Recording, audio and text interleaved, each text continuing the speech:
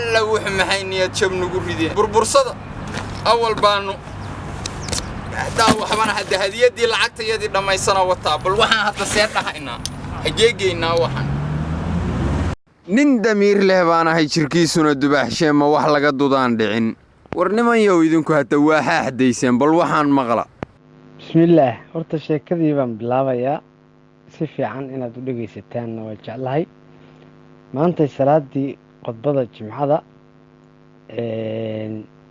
ayaa waxaa ka dhacay magaalada muqdisho gaar ahaan degmada wadajir gaar ahaan buulixuubey gaar ahaan ceel qolow masaajid ku yaala ayaa waxaa ka dhacay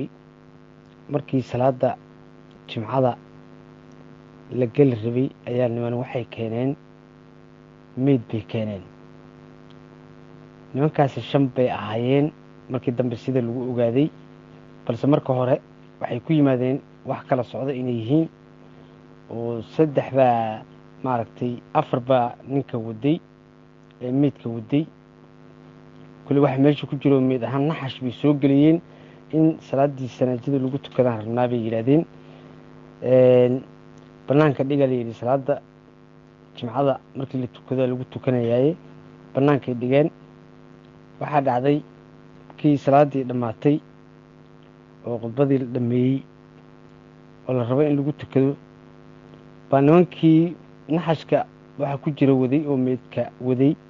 ma ahan nin kale oo masaajidka baa nin kale ka dhex istaagay markaasuu wuxuu yiri meedkan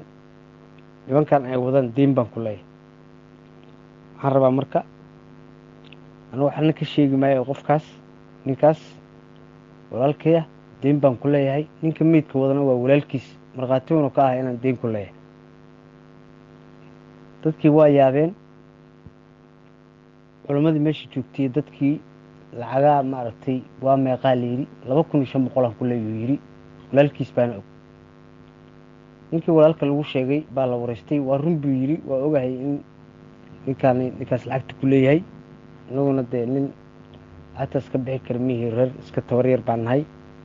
dawaa kaas hadda islaamnimo uga bixinaysaan nin sheekha wuxuu yiri $500 hadda keenaya adigu lacagtii adigu dollar ahaan waxaa lagu keenay 1600 lacag dhan inta kalena EFC baa lagu tuuray adeega EFC galiyaada Soomaaliya ka shaqeeya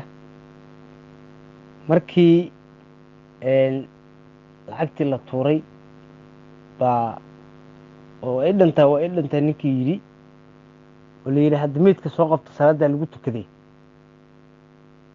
waxay la isfiiriyeen nimankii ninba meel buu ka baxay war aaw meedkii qaadaya waaradii nimankii aaw nag wala way waxa dhacday culimadii waxay yiraahdeen bal meedka nin baa soo boodo yiri marka war meedka bal horta fiiriye bal wax meesha ku jira haddii la fiiriye meeshii mariyo iyo dhagaxaan baa ku jira naxashka oo ay meed ahaan uga soo ekaysiiyeen oo meed ay ka soo dhigeen meedba kuma jiro waa nimankii culimadii iyo dadkii masaajidkan lacagta waa ka furteen war telefoonadii lacagta lagu tuurayaa war hal waco te 100 qofood telefoon ay lacag ku tuurtana shirkada ma xiri karto arrin la yaabay noqotay arrintii booliiskii loo wacay degmada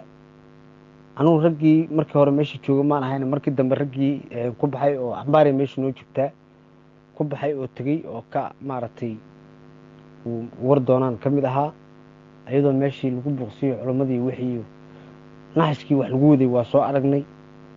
dhacdadaas magaalada muqdisho ka dhacday maanta anaa hansariyo waxiigsa isle habeen iyo maalin kala dheer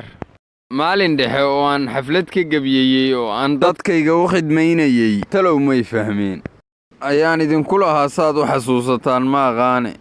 30 sano guray waa intuu iskala guray caalam heerka gaaray anigu waan galluudnaa geeska Afrikaan ahay dhulsan gaar ah baan ahay midkan lagu gubtoon oo baraf loogu go'in oo rabigaan ka dhigay oo waxaan ahay dadkii gabay webiyada barbaagadan badihii la kala guray garoo waxaa ka sii daran isagoo la guban oon kii lahaa ka gaajoon gabiyada ka dhaadhacay barna galay qaxootiga shisheeye ay gurayo isagoona gini bixin gaangiska macaash qaba dib bay isugu sii laabanaysaa tani wacyigelin salka hoose laga soo bilaabay rabtaa baan isiri saaxiibayaal bal arrinta haddaad wax ka ogtihiin comment ahaan noogu dhaafo waa yaabay afkiya gacanta insa saaray